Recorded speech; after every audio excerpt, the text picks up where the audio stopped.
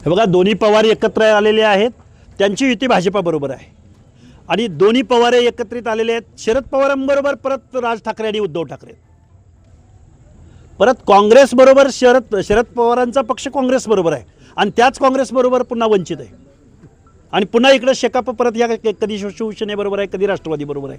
महाराष्ट्रामध्ये विरोधक नावाचा पक्ष विरोधक महाराष्ट्रामध्ये उरलेला नाही। विरोधकाची भूमिका आता सामान्य माणसाला निभावावी लागेल। महानगरपालिकेमध्ये दोन्ही पवार एकत्र आले आहेत आणि दोन्ही ठाकरे कुटुंब एकत्र ह्या महानगरपालिकेमध्ये लढताना दिसत आहे। हे बघा, दोन्ही पवार एकत्र आलेले आहेत, त्यांची युती भाजपाबरोबर आहे आणि दोन्ही पवार एकत्रित आलेले आहेत शरद पवारांबरोबर परत राज ठाकरे आणि उद्धव ठाकरे, परत काँग्रेसबरोबर शरद पवारांचा पक्ष काँग्रेसबरोबर आहे आणि त्याच काँग्रेसबरोबर पुन्हा वंचित आहे आणि पुन्हा इकडे शेकाप परत या कधी शिवसेनेबरोबर आहे, कधी राष्ट्रवादीबरोबर आहे।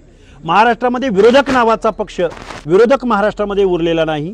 विरोधकाची भूमिका आता सामान्य माणसाला निभावावी लागेल आणि सामान्य माणसाला आपली शोषिताची वंचिताची पोरं जे आपल्या समस्याबद्दल बोलतील, आपल्या गावाबद्दल बोलतील, आपल्या गणाबद्दल बोलतील, आपल्या गटाबद्दल बोलतील आणि सर्वसामान्याच्या प्रश्नावर या पंचायत राजमध्ये आवाज उठवतील, अशा माणसाला तुम्ही मतदान करावं असं मी आज नाथ मस्कोबाच्या चरणी मी आज तुम्हाला आणि गावगाड्यातल्या ओबीसीला सगळ्या गावगाड्यातल्या लोकांना मी आव्हान करत आहे।